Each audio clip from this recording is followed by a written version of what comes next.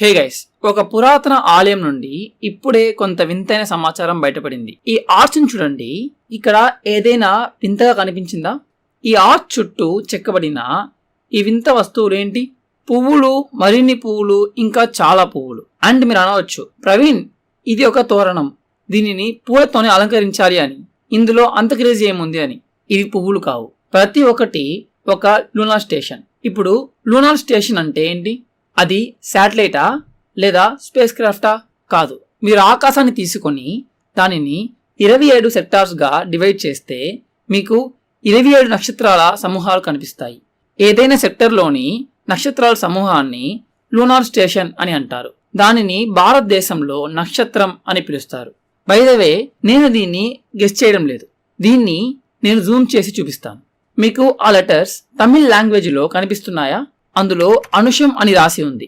ఆమెను అనురాధ అని కూడా పిలుస్తారు. ప్రాచీన భారతీయ ఖగోళ శాస్త్రం ప్రకారం ఇదే 17వ లూనార్ స్టేషన్. ఇప్పుడు మనం దీనిలోకి జూమ్ చేద్దాం. ఇది మగం లేదా మగ అని చెప్తుంది. మళ్ళీ ఇది కూడా ఒక లూనార్ స్టేషనే. దీనిని ఆధునిక ఖగోళ శాస్త్రంలో రెగ్యులస్ అంటారు. కానీ మీరు రెగ్యులస్ లేదా మగను మీరు ప్రత్యక్షంగా చూస్తే అది ఒక నక్షత్రంలా కనిపిస్తుంది. కానీ మీరు ఒక టెలిస్కోప్ని ఉపయోగిస్తే మాత్రమే అది వాస్తవానికి 4 నక్షత్రాలతో, అంటే రెగ్యులస్ A, B, C మరియు D నక్షత్రాలతో తయారు చేయబడిందని మీరు అర్థం చేసుకోవచ్చు. కానీ ఈ ఆర్చ్లో 4 నక్షత్రాలు లేదా 4 పువ్వులతో ఎంత ఖచ్చితంగా చెక్కబడిందో చూడండి. అండ్ ఈ 27 లూనార్ స్టేషన్లో ఇక్కడ చూపబడిన అనేక నక్షత్రాలను మీ కంటితో మీరు చూడలేరు. ఒకవేళ చూడాలి అనుకుంటే మీకు టెలిస్కోప్ అవసరం వస్తుంది. అయితే టెలిస్కోప్ ను ఉపయోగించకుండా పురాతన నిర్మాణదారులకు ఇది ఎలా తెలుసు? ఇప్పుడు ఈ ఆర్చ్ ను ప్యూర్ సిల్వర్ తో తయారు చేశారు కాబట్టి ఇది ఎంత పాతదో మనం ఖచ్చితంగా చెప్పలేము. కానీ తిరుపెరుందురై ఆలయంలో రాతి శిల్పాలు ఉన్నాయి. ఇది కూడా ఈ వివరాలను చూపిస్తుంది. అండ్ ఇది ప్రాచీన భారతీయ ఖగోళ శాస్త్రం చాలా అభివృద్ధి చెందిందని రుజువు చేస్తుంది. కానీ ఈ తోరణాలలో అంతా అధునాతన శాస్త్రీయ సమాచారం దాగి ఉందని ఎవరికి తెలియదు. ఎందుకలా? ఎందుకంటే మీరు దీన్ని కెమెరాలో ఎప్పుడు క్యాప్చర్ చేయలేరు మరియు నా ఛానల్ వెలుపల మరెక్కడా మీరు దీన్ని చూడలేరు. ఎందుకంటే ఇది సాధారణ తోరణం కాదు, ఇది తిరువాసి. ఇప్పుడు తిరువాసి అంటే ఏంటి? తిరువాసి అనేది ఒక ఆలయంలోని ప్రధాన గదిలో ప్రధాన దేవత చుట్టూ స్థిరపడిన తోరణం. అన్ని తోరణాలు తిరువాసి అవ్వవు. ఇది ఒక పవిత్ర తోరణం మరియు హిందూ దేవాలయాల యొక్క ప్రధాన గదుల లోపల ఎవరు వీడియో తీయడానికి అనుమతించబడరు. చాలా పెద్ద హిందూ దేవాలయాలకు కూడా ఒకే ఒక ప్రధాన గది ఉంటుంది మరియు లోపల ఫోటోలు, వీడియోలు తీయడం నిషేధించబడుతుంది. కాబట్టి మీరు ఈ తిరువాసి తోరణాలను వీడియో తీయలేరు మరియు వాటిపై వివరాలను అధ్యయనం చేయలేరు. కానీ నేను దాన్ని ఎలా చేయగలిగాను?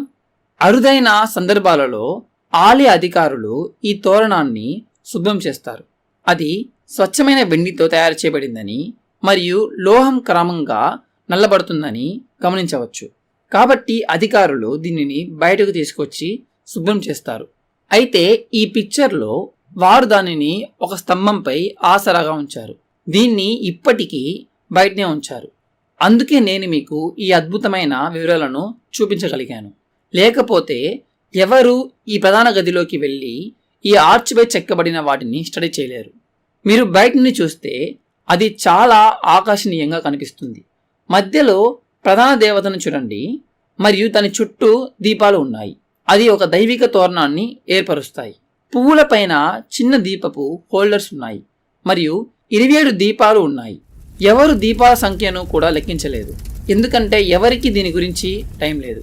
మరియు ప్రతి దీపం లూనార్ స్టేషన్ లేదా నక్షత్రానికి ప్రతీక అని ఎవరు ఊహించి ఉండరు. అందులో మీరు కూడా ఉన్నారు, ఎందుకంటే మీరు కూడా దీన్ని లెక్కించలేదు. ఇక్కడ 27 దీపాలు లేవు, మొత్తం 28 ఉన్నాయి. అవును, ఇక్కడ ఒక ఎక్స్ట్రా వస్తువు ఉంది, అది సరిపోదు. మరియు దానిపై నక్షత్రాలు లేదా పూలు లేవని గమనించండి. ఇప్పుడు మీరు వెంటనే ఆశ్చర్యపోతారు మరియు ప్రవీణ్ ఎందుకు మనల్ని తప్పుదారి పట్టించాడు అని ఆలోచిస్తారు. ఇవి నక్షత్రాలు కదా? కాదు, ఇవి 27 నక్షత్రాలు లేదా లూనార్ స్టేషన్స్.